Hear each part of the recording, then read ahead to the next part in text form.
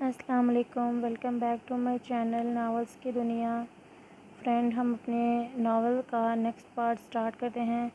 Novel start کرنے سے پہلے آپ میرا چینل سبسکرائب کریں تاکہ آپ کو میرے ناول کی ہر ایپیسوڈ بآسانی ملتی رہے اور آپ کا ٹائم ویسٹ کیے بنا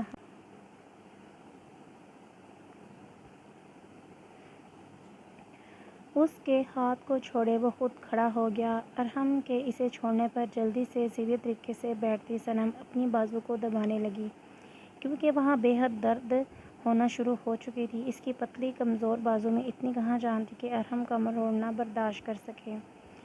او میری کوکی تو بالکل موم کی گڑیا جیسی ہے جو میری دی گئی اتنی سی تکلیف برداشت نہ کر پائی۔ افسوس ہوا مجھے، لیکن اس سے بھی بڑھ کر پریشان میں یہ سوچ کر ہو رہا ہوں کہ جو تکلیف میں تمہیں ابھی دینے والا ہوں وہ کیسے سہو گی تم۔ نہ جانے کیا ارادہ رکھتا تھا وہ جو اس نے صنم سے ایسی بات کہی۔ اب چلو یہاں سے، بازو پکڑے ارحم اسے اپنے ساتھ جانے کا کہنے لگا۔ شاید وہ اسے کمرے میں لے جانا چاہتا تھا۔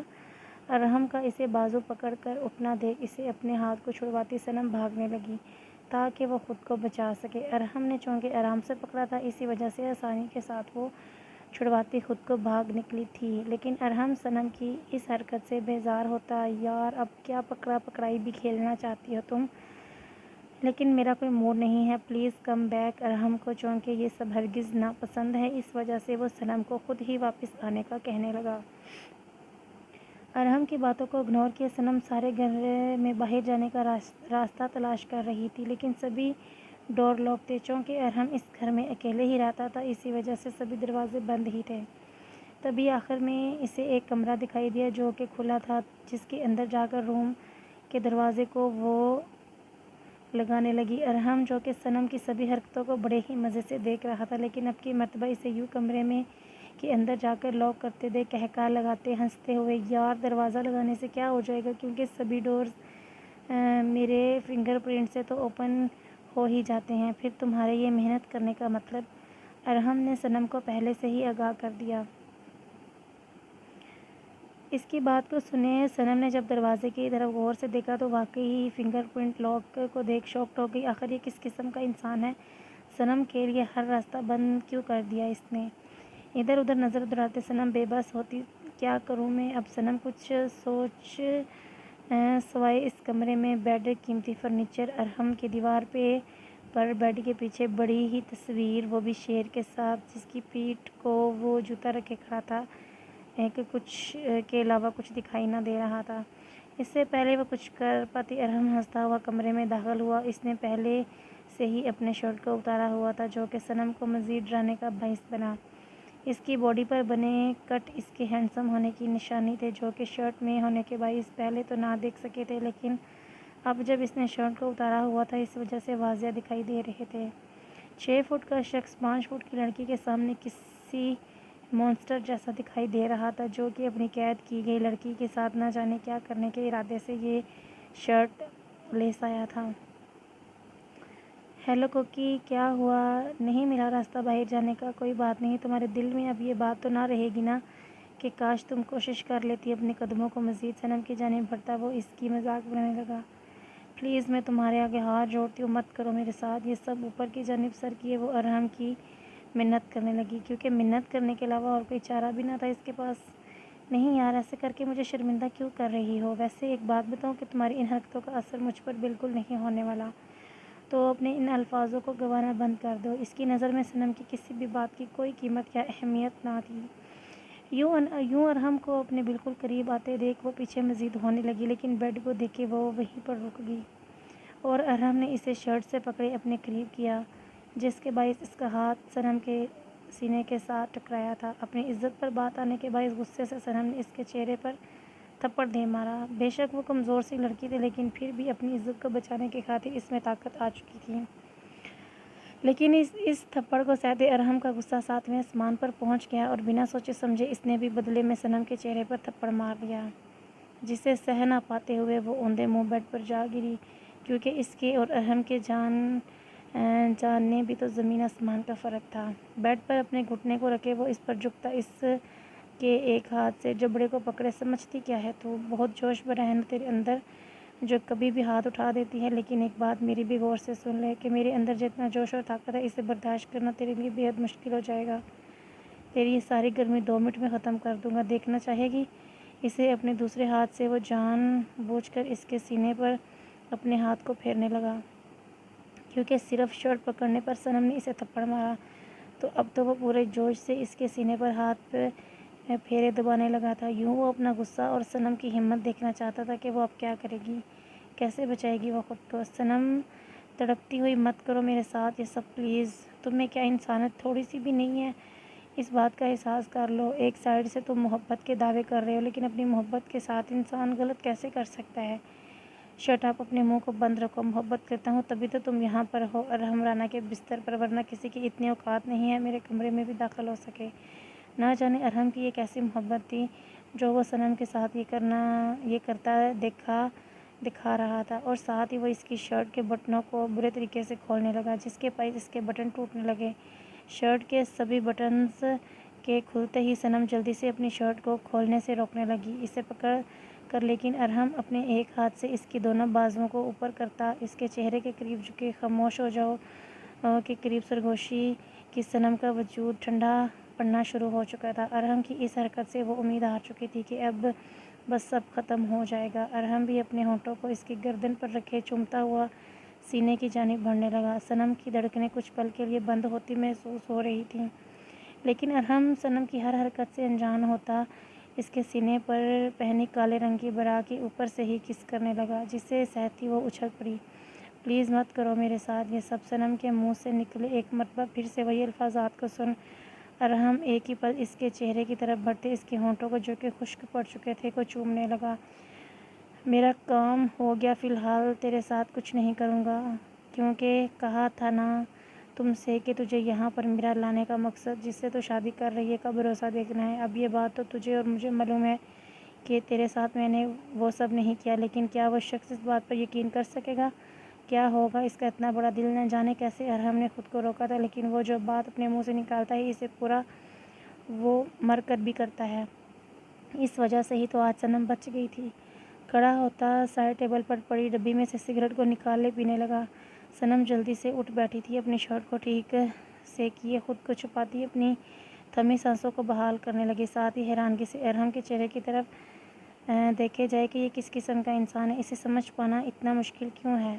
تم آرام کر لو، جو کہتا ہوں وہ کرتا ہوں۔ اس بات سے اچھے طریقے سے واقف ہو کہ کسی لڑکی کے ساتھ شادی سے پہلے غلط کرنے کا نتیجہ پورے خاندان کو بھگتنا پڑتا ہے۔ اگر تمہارے ساتھ آج میں کچھ غلط کرتا تو تم تو اپنی نظروں میں گرو گی، میں ساتھ تمہاری ماں، انہیں بھی دکھ ہوگا، اور میں یہ ہرگز نہیں چاہوں گا کہ تم اپنی ہی نظروں میں گرو، کیونکہ تمہیں بیوی بنانے کی خواہش ہے میری۔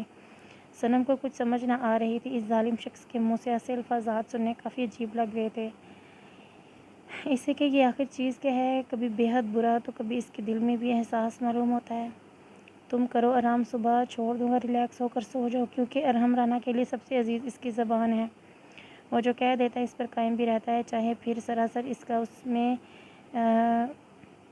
گاٹائی کیوں نہ ہو۔ گڈ نائٹ کہہ کر ارحم کمرے سے باہر چلا گیا، اور صنم اپنے بالوں میں انگلیوں کو پھنسائے سوچنے لگی کہ یہ کیا چیز ہے، اسے کیا کہ معاذ جی مجھ پر بھروسہ کرتے ہیں کہ نہیں، ان سب سے کیا ملے گا، اور کتنا بڑا بیوقوف انسان ہے یہ، چاہے جو کچھ بھی کر لے، لیکن معاذ جی اور میری امی کو مجھ پر پورا بھروسہ ہے۔ بے شک آج انہیں فکر ہو رہی ہوگی، لیکن صبح جب میں وہاں جا کر انہیں حقیقت بتاؤں گی تو فوراً سے مان جائیں گے، لیکن یہ نہ جانے کیا سمجھ کر بیٹھا ہے کہ وہ اس کے پیچھے لگے مجھ پر بھروسہ نہ کرے۔ بڑی کانفیڈنٹ سے وہ سوچے جا رہی تھی، اور ارحم کی اس حرکت پر اسے اس پل اس سے بڑا بیوقوف اور کوئی نہ لگ رہا تھا۔ اسے ہنسی آ رہی تھی اس پر، کیونکہ اسے جتنا معاذ پر بھروسہ تھا اس سے بڑھ کر معاذ بھی اس پر بھروسہ کرتا تھا۔ کانفیڈنٹ تھا اسے، اپنی باتوں کو سوچتی وہ تکیے کو کھڑا کیے اس کے ساتھ ٹیک لگاتی، اس بات سے بھی بے حد سکون محسوس کر رہی تھی کہ ارحم اس کے ساتھ کچھ غلط نہیں کرنا چاہ رہا ہے۔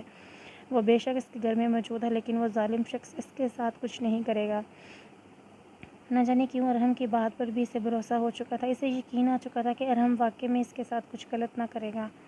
کمرے سے باہر جاتے ہی اپنی مخصوص طنز مسکراہٹ کے ہمراہ ہنستے وہ صوفے پر بیٹھتا، ٹیبل پر موجود ڈرنک کی بوتل اٹھائے، دانت کی مدد سے ڈھکن کو کھولے، منہ کے ساتھ لگتا، 2-3 گھونٹ اندر کیے، واپس سے اس بوتل کو ٹیبل پر رکھے خود کو پرسکون کرنے کی کوشش کرنے لگا۔ بے شک وہ ارحم رانا تھا جس نے کبھی کبھی بھی اپنی خواہشات کا گلا نہ گھونٹا۔ جس کام کو کرنے کا دل اس کا جس ٹائم کرتا وہ تبھی اسے کیا کرتا تھا، لیکن آج اپنے ہی گھر میں موجود اپنی محبت سے دور رہنے کی اذیت وہ خود کو پہنچا رہا تھا، کیونکہ بے شک وہ ایک ظالم شخص تھا، اس کے لیے کسی کی بھی پرواہ کرنا توہین تھی، لیکن پھر بھی ایک عورت کی عزت کرنا اس کی اچھی تربیت کی نشانی تھی۔ وہ جانتا تھا کہ کسی بھی لڑکی کے ساتھ بغیر رشتے کے تعلق قائم کرنا کتنی بڑی سزا ہے، جو کہ اس لڑکی کے پورے خاندان اور آنے والی نسلوں کو بھی تباہ کرنے کا باعث بنتی ہے۔ اسی بات کو زیر نظر رکھتا وہ خود کو کنٹرول کرنے لگا، کوشش کرتا رہا آج کی رات وہ جام کا سہارا لے، خود کو سنبھال رہا تھا، لیکن اس کے چہرے پر پھیلی اس انجان سی مسکراہٹ کے پیچھے کی بات تو کوئی سمجھ نہ سکتا تھا، لیکن یہ بات تو واضح تھی کہ سرم سے دوری صرف اور صرف آج رات کے لیے ہی ہے، صبح نہ جانے کیا کرنے کا ارادہ رکھتا تھا۔ سامنے پڑی ٹیبل پر اپنی ٹانگوں کو رکھے وہ ایک مرتبہ پھر سے بوتل کو اٹھائے پینے لگا تھا۔ بیٹا کچھ پتہ چلا کہاں پر ہے میری بچی؟ میری تو فکر سے جان جا رہی ہے۔ سنم کی والدہ پریشانی سے اپنے گھر میں کرسی پر بیٹھی معاذ سے گویا ہوئی۔ آنٹی کچھ پتہ نہیں چل رہا، پولیس تو صاف اگنور کر رہی ہے اور ہماری مدد نہیں کرے گی، مجھے خود ہی سنم کو ڈھونڈنا ہوگا، بس آپ دعا کریں کہ اس کے ساتھ کچھ بھی غلط نہ ہو۔ معاذ فکر مندی سے سنم کی والدہ سے دعا کرنے کا کہہ رہا تھا، وہ بھی ایک سمجھدار شخص تھا جسے معلوم تھا کہ کسی بھی جوان لڑکی کو اپنے ساتھ لے جانے کا مقصد کیا ہو سکتا ہے۔ وہ سنم کی والدہ سے بات کر رہا تھا کہ اسی وقت اسے گھر کے اندر فائقہ آتی دکھائی دی، جسے دیکھ معاذ کا غصہ 7ویں آسمان پہنچ گیا، کیونکہ اسے اس لڑکی سے پہلے دن سے بے حد نفرت تھی اور کل تو اس نے اسے دھمکی بھی دی تھی۔ اب اس دھمکی کو حقیقت میں بدلا اس نے سنم کو اغوا کر کے بنائی، یا پھر اصلی وجہ کچھ اور ہے؟ اسی بات کو جاننے کی خاطر وہ اس کے قریب غصے سے جا کر کہاں پر ہے میری سنم؟ بولو۔ ڈائریکٹ سنم کے بارے میں ہی پوچھنے لگا۔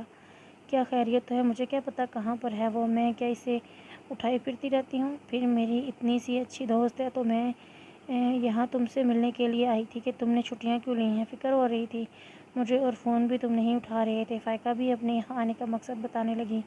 میرے سامنے یہ ڈرامہ کرنا بند کرو، تم نے ہی سنم کو اغوا کروایا ہے نا تاکہ ہم شادی نہ کر سکیں؟ کس قدر گھٹیا عورت ہو تم جیسی لڑکیاں تو انسان کہلانے کے لائق نہیں ہوتی۔ بتاؤ مجھے کہ میری سنم کہاں پر ہے؟ معاذ بھی سنم کے ساتھ یہ سب کرنے کا پیچھے فائقہ کو ہی قصوروار سمجھ چکا تھا اور اسے اس کی ہر بات جھوٹی لگ رہی تھی، اس وجہ سے اس نے ایک مرتبہ پھر سے سنم کہاں پر ہے کے بارے میں پوچھا۔ کیا پاگل ہو چکے ہو؟ میں کیوں اغوا کراؤں گی اسے؟ کیونکہ مجھے معلوم ہے کہ تم جو کچھ بھی سوچو شادی تو تمہاری مجھ سے ہی ہوگی، تو ایسے گھٹیا کام کرنے کی مجھے کچھ ضرورت نہیں ہے۔ چلی گئی ہوگی وہ اپنے کسی یار کے ساتھ، تم ہی اس کے پیچھے پاگل ہوئے پھر رہے تھے، جبکہ وہ ایک بری لڑکی ہے، لوز کریکٹر کی لڑکی ہے وہ، لیکن تمہیں تو سمجھ نہیں آ رہی ہے، اور وہ بھی بغیر کسی بھی بات کا لحاظ کیے سنم کے کریکٹر پر الزام تراشی کرنا شروع ہو چکی تھی۔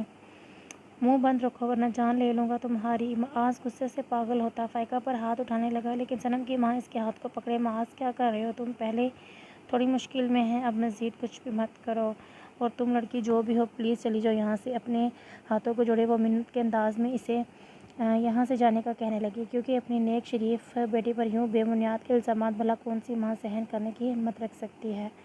فائقہ غصے سے معاذ کی طرف دیکھتی وہاں سے باہر چلی گئی، کیونکہ اسے بھی غصہ آیا تھا جو معاذ اس پر ہاتھ اٹھانے والا تھا۔ اسے برا لگا تھا کہ سنم کے بارے میں برے الفاظات بھی نہیں سن سکتا ہے، اس نے سنم کے بارے میں بھی برا بھلا کہا تو وہ برداشت نہ کر پاتا، اس نے پر ہاتھ اٹھانے والا تھا۔ یہ بات اس کے سینے پر کسی خنجر کی مانند وار کرنے کا باعث بن رہی تھی۔ اس کا دل جل رہا تھا یہ سوچ کر کہ اتنی محبت تو وہ اپنے لیے معاذ کے اندر دیکھنا چاہتی تھی، لیکن وہ شخص اپنے دل کی ملکہ تو کسی اور کو بنائے بیٹھا ہے جسے اتار پانا مشکل ہے۔ اپنی گاڑی کے پاس آتی گاڑی کے ٹائر پر ٹانگ مارے وہ غصے سے چیختی، آخر اپنے اندر لگی آگ کو باہر نکالنا شروع ہوگی، اس کی ہمت بھی کیسے ہوئی مجھے بکواس کرنے کی؟ ایک مرتبہ شادی کر لو اس سے، پھر بتاؤں گی، نہ جانے سمجھتا کیا ہے خود کو۔ فائقہ سید جو محبت کرنے لگی ہے اس سے، اس وجہ سے سر پر ہی چڑھ چکا ہے، لیکن کوئی بات نہیں، پیار سے نہیں مانتا تو زبردستی ہی صحیح، لیکن حاصل تو اسے کر کے ہی رہوں گی۔ وہ پختہ ارادہ کر چکی تھی، اس کے دماغ میں غلط منصوبہ جات پلنا شروع ہو چکے تھے، وہ اب غلط راستہ اختیار کرنے والی تھی معاذ کو حاصل کرنے کے لیے۔ کچھ دیر وہیں پر کھڑی رہنے کے بعد اچانک اسے اس کے دماغ میں وہی بات ہے، سنم کو کس نے اغوا کر لیا؟ کیونکہ اس میں میرا تو فی الحال کوئی ہاتھ نہ ہے، اب یہ ایک اور دشمن کون پیدا ہو گیا؟ خیر جو بھی ہے میرے لیے تو بہتر ہوگا، لیکن وہ پاگل انسان اس بات کا بھی قصوروار مجھے سمجھ رہا ہے، لیکن کوئی بات نہیں، سمجھتا رہے، مجھے کیا، مجھے تو بس اب کسی بھی حال میں اسے اپنا بنانا ہے، اور یہ نیک کام صبح ہی کر لیتی ہوں، کیونکہ بیچارہ اکیلا جو ہو چکا ہے تو پھر اسے کوئی ایک عدد بیوی کی تو سخت ضرورت محسوس ہوتی ہوگی جو اسے سہارا دے۔ اپنی بات کو کہہ کر ہائے فائقہ ہنسنے لگی۔ ایک ہی پل میں غصہ تو دوسرے ہی پل میں اس کا غصہ ختم ہو گیا تھا، کیونکہ اسے گھمنڈ تھا اپنی دولت اور پاور پر کہ وہ جو چاہتی ہے کر کے ہی رہے گی، چاہے اس میں کتنوں کی ہی زندگیاں کیوں نہ برباد ہو جائیں۔ اس شفاق عورت کو کسی بھی بات سے کوئی لینا دینا نہ تھا۔ صنم جو کہ گہری نیند سوئی ہوئی تھی، صبح کے 9 بجے کے بعد بھی اس کی آنکھ نہ کھلی۔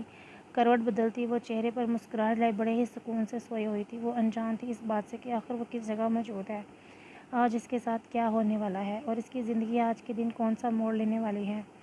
ان سب باتوں سے وہ معصوم سی لڑکی انجان تھی، لیکن اس کی کروٹ بدلنے پر اس کے پاس لیٹا ارحم، جو کہ بیڈ کی دوسری سائیڈ اور صنم کے پاس سویا ہوا تھا، کیونکہ بے شک وہ اس کے قریب تو نہ آ سکتا تھا، لیکن اسے سکون کی نیند تو صنم کے قریب رہ کر ہی میسر ہونے دی۔